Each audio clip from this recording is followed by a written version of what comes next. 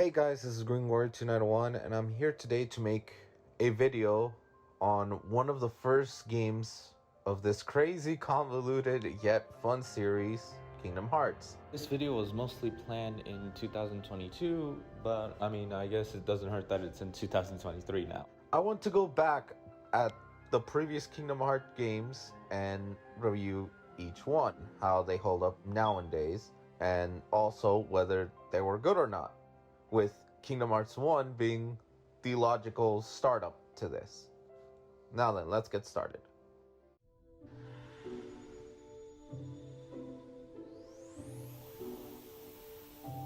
Characters.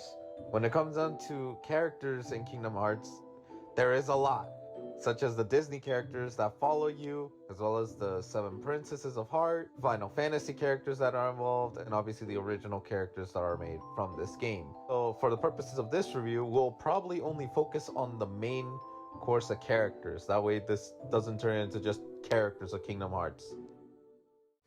I'm Sora. Starting off that roster, we'll have Sora, the main character of the game. Well, the game series in general. Considering that this version of Sora is at his very beginning of the journey, we get an inexperienced and slightly naive Sora dealing with situations that are honestly trivial to the later versions of himself. He does show a lot of bravery, confidence, determination, and loyalty. That's what makes Sora an interesting protagonist for Kingdom Hearts. We, as the gamers that start the series of Kingdom Hearts off, learn alongside him, as well as watch how his jubilant personality keeps him going. Even when he reaches hopelessness in specific moments, he always finds a way to keep going forward. Hell, he also has a crazy determination for his friends, considering he unalived himself just to allow Kairi's heart to return back to her body, as well as making sure that she actually woke up. He was holding himself for a bit to make sure Kairi woke up before finally allowing himself to die, basically. We should also mention that Sora, within the story, was a self-made Keyblade wielder and managed to beat Ansem without having some Keyblade master train him. This shows just how much potential he really has, considering that this was the start of his journey and he was able to take on Ansem. Overall, this character is quite fun to be around. 5 out of 5. Soon, Kairi. Riku. Now, I want to make a bit of a warning here that we're talking about Cage 1 Riku, the moody, edgy version of him. The one so many people hated because he would do so many bad things just to be a dick to his friends. As someone who has watched Riku grow into an amazing character, this was the more complex start, since he was shown to be a very cocky character, only for that cockiness to lead him down the wrong path, as well as being, well, manipulated. But allow me to make an argument for this Riku, since he isn't bad here, surprisingly. Yeah, he's like 1,000 times better in later Kingdom Hearts games with his arc about darkness. But hear me out. Although he is a jerk at times, well, actually majority of the times, he truly cares for his friends. He went through so much to try to find Sora and Kairi on his own when they were all separated, and although he was tricked by Maleficent that Sora had apparently replaced him and Kairi, he didn't try to kill his friend. He was more hurt and a bit spiteful, but when it really mattered, he showed that he cared for his friends. Hell, he in a way sacrificed himself at the end of the game to close the door to darkness, even if he was going to possibly end up trapped there himself for who knows how long. He's quite a character that shows a lot more complex sides than we like to admit when we played Kingdom Hearts 1. He may be a bully and a very interesting antagonist, having taken a different path and saving his friends compared to Sora, but that's what makes him interesting. He is basically the opposite of what Sora's doing. In a way, he is the true rival to Sora, despite being friends. Overall, 5 out of 5.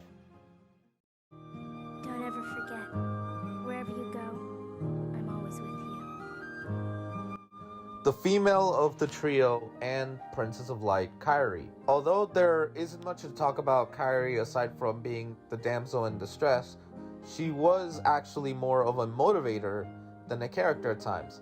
She motivated Riku and Sora in different ways, Sora going more towards the light path in saving her, while Riku takes a more darker approach. When we see Kairi being a character, she's basically the sweet, kind girl that fits with the main character. Basically, she's the princess of the story, similar to Peach being the princess of most of Mario games that involve, well, Mario saving her. But in this case, this is just a classic MC saving princess. Though there is something I did wanted to note is that she was one of the key factors in Sora coming back, as she truly did not want him to accept the fact that, well, he's dead, as well as being the one to detect that Sora was the Heartless following them. So there is so much to say more in terms of what she's done throughout the series, although very bits and pieces. Here's her startup that she saved Sora. As Sora saved her, she saved him. Shows a quite strong connection. Although there isn't other much to say, I will say that she's a pretty interesting princess and for sure one that we would like to see grow more. 4 out of 5. Donald and Goofy, the reliable allies for Sora in terms of gameplay and in terms of story. For here it's just more character and, well, there isn't much to say. Donald is the hot-headed with the magic abilities. Goofy's the more laid-back with the shield fighting. In terms of character, they definitely have something interesting. They're following their orders to follow the one with the key. As Sora and the player progress with these two, they do hold a bond with the main character.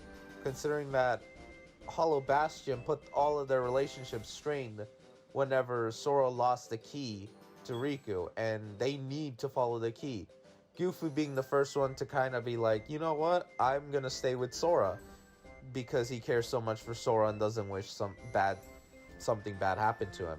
Donald reluctantly does it, but it just shows that they all care for each other. Their bond is pretty strong. Pretty much typical Disney friendship, but in this one, I feel like it's believable. These three have gone together and done so much. All for one, one for all. We may never meet again, but we'll never forget each other. Final Fantasy characters, that includes Leon, Yuffie, Cloud, and Aerith. These four are kind of the main ones. We could add in Sephiroth, but really he's just more or less of a spectacle. When it comes down to the Final Fantasy characters, as well as those in Destiny Island, there's not much to say. I will confess something though. When I first played the game, I didn't know who they were. So for people who played Final Fantasy VII and then played Kingdom Hearts, were surprised and amazed by Cloud, I kind of wasn't. So if I were to be honest, now that I have information to it, it's pretty interesting seeing these characters here, considering that each one has a specific journey to them. Hell, it's funny because Titus, at the beginning of Kingdom Hearts, he's not really as much of a prominent character, despite in his Final Fantasy game he is a big character. But for the main four, they each serve their purpose, really. So I can't really rate them because, you know, there's not really much to rate other than they're a good portrayal of themselves. You poor, simple fools. You think you can defeat me? Me, the mistress of all evil! Maleficent, the mistress of all evil. Considering that she kept the plot moving by not having to trick her villainous allies, but just by being honest, like, hey, I'm about to do this, join me. It's basically just her scheming. And in this game, for sure in this game, she's done a lot more than I could say for the rest of the series, considering how much of a big bad she was. She definitely put Sora and the gang in quite the trouble, considering she was able to trick Riku into her side, or manipulate him to be more precise. and she basically kept capturing the princesses. She kept accomplishing goal after goal. Yes, Ansem kind of just stabs her and kind of puts her to become a dragon and then get her ass whooped, but in all, she's one hell of a villain. I mean, she may be a secondary villain to what would be Ansem, but she served the role very well as an antagonist before the main antagonist. 5 out of 5. It is I, Ansem, the Seeker of Darkness. Ansem, the Seeker of Darkness. Before we knew that this was, well, someone using Ansem's name, Ansem the Wise, as Ansem, the Seeker of Darkness, the very first Kingdom Hearts boss, is menacing. From the very beginning, you can feel his presence is there. Although he was just shown in Destiny Islands, he definitely does appear here and there slowly. For sure he's a character that was biding his time before not only taking over Riku's body, but having waited for Sora to just be yeeted, just so that way he can get what he wants. This character is someone that, for sure, when we saw him and dealt with him for the very first time, he means business. He is a no-joke villain. He served, just as Maleficent served a role as the secondary antagonist, as the main antagonist of this game, he served this purpose well. He is basically the opposite of Sora. Sora is the one filled with light, he's the one filled with darkness. He's the one that does, well, darkness things. So as the antagonist, the main antagonist to Kingdom Hearts 1, a damn 10 out of 10.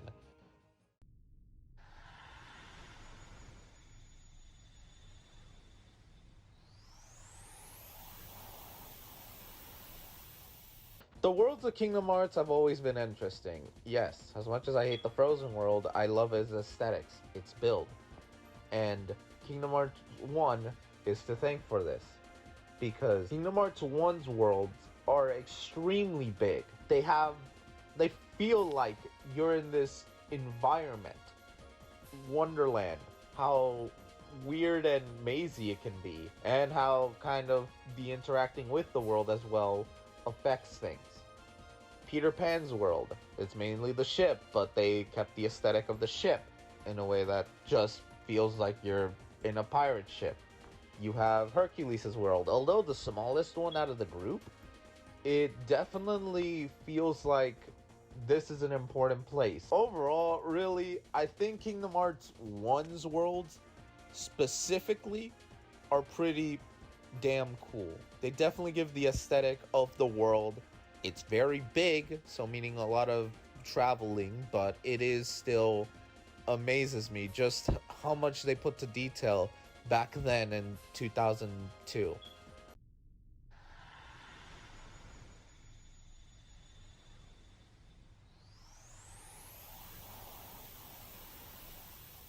The story of Kingdom Hearts is complicated as fuck for sure, but to make it easy, we will just focus on this game specifically. The story is mainly a simple one. Sora, the main character of the game, is looking for his missing friends Riku and Kairi.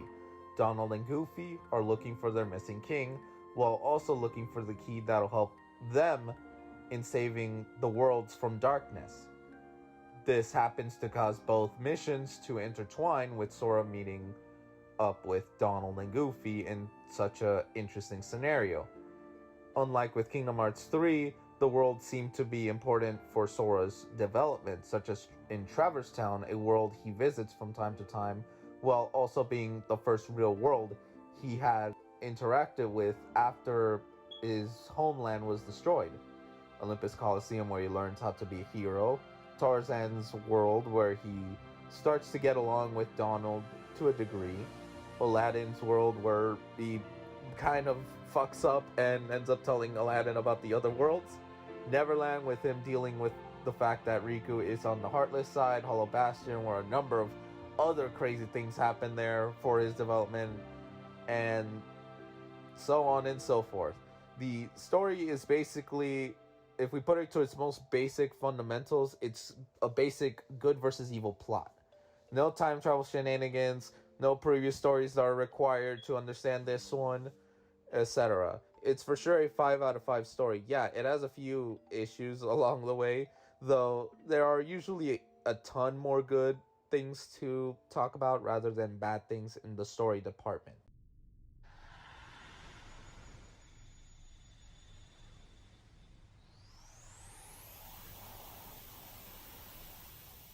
The gameplay is pretty much balanced for the most part.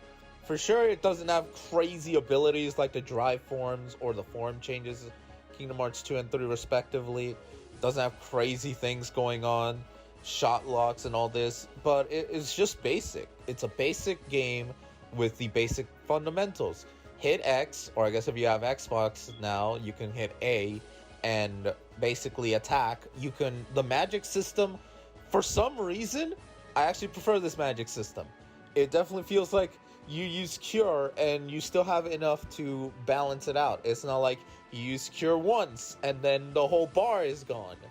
Or another obscure thing of just, here, you have a bunch of cures, but you can't use other magic. No, it felt like you can mix and match different types of magic if you use the shortcut. Otherwise, you can still use many other things to work away with magic. It almost felt like you had a lot more to be offered than just you can only use this ability once and then you have to wait for a bit for a cooldown. Or yes, you did have a cooldown. You can't just spam magic because you'll just run out of MP. But it almost felt like the game was trying to let you be strategized on how you're going to use your magic or how you're going to go into a fight.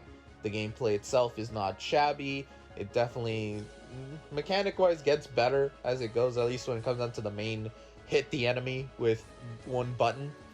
But for the way it started is pretty impressive.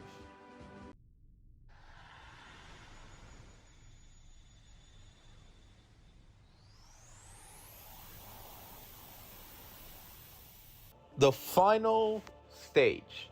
I think it is safe to say that the final world, or the world named the end of the world, should deserve its own section. Because it is one of the worlds that just conveys that this is the end. You are at the last part before reaching the main guy who's causing the destruction of everything. And, I mean, there is the crazy devil boss that is annoying as fuck, but for sure is quite interesting to deal with.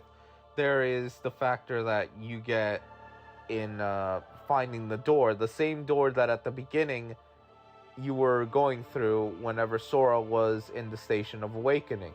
It's basically the one that leads you to what you think is Destiny Islands, but it's actually corrupted.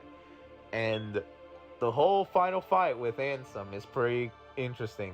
Going it down step by step I could just sum it up here. You fight with Donald and Goofy against Ansem.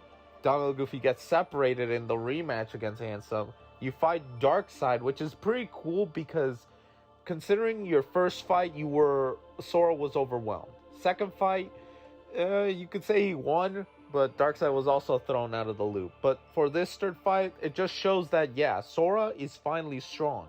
He can hold his own against such a creature now.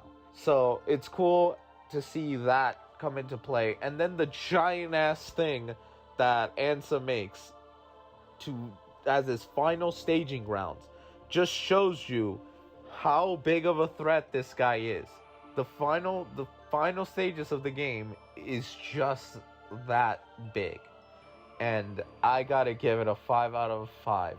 Yes, Xemnas and Xehanort take it to a whole different level.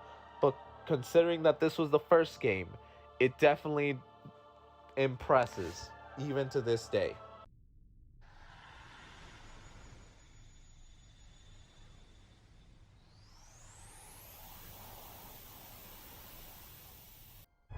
Kairi!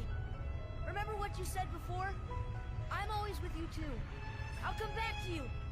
I promise.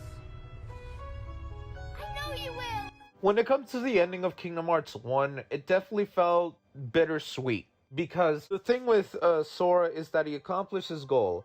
He was able to save the world and all. Make sure Kairi was safe. But Riku had disappeared with the door to darkness, as well as the king with him. So the journey definitely shows that there's still more to come by, especially with the amazing song of Simple and Clean. You just can't get any better. Oh wait, yes you can, Kingdom Hearts 2. Kingdom Hearts 3 to a degree, but that's not the point. The point is that this game definitely shows, like, when it comes down to its ending, that Sora accomplished his goal. Kairi is safe. The worlds are safe now. The only problem now is that Riku's not there. He also doesn't return home with Kairi, and he makes that promise that he'll return back to her. Meaning that, yes, there will be a continuation to the story. It leaves it in such a way that is bittersweet for the first game, and that there's more to come by. So, for an ending, especially considering how the endings of the later games are just that emotional, with Kingdom Hearts 2's being just perfect, it is a definite 10 out of 10 as well. Kingdom Hearts 1 is one of the more basic and easy to understand stories compared to most of the series, since it mostly divulges a balance between gameplay and story, and the story is simplistic enough to where newcomers can come in and digest everything, since it's basically you're in the eyes of Sora. You're both learning about the Keyblade, learning about the worlds and the world order, and so many other things. It is easy enough for one to start the series here, because this was the starting point for all of us back in 2002. So Kingdom Hearts 1, as much as, yeah, the other games do surpass it in many ways, it is still one of the games that has aged pretty well, because no matter how many years pass on from here on out, Kingdom Hearts 1 will always be the game that started it all. The game that definitely made this series what it is. So, has a big rating for this game of 5 out of 5. For the sole reason that it is one of the games that it definitely put quite the start. It definitely had characters you root for or against. You definitely had quite a variety of characters you could help out. You could side with, as much as Atlantica is kind of fucking stupid.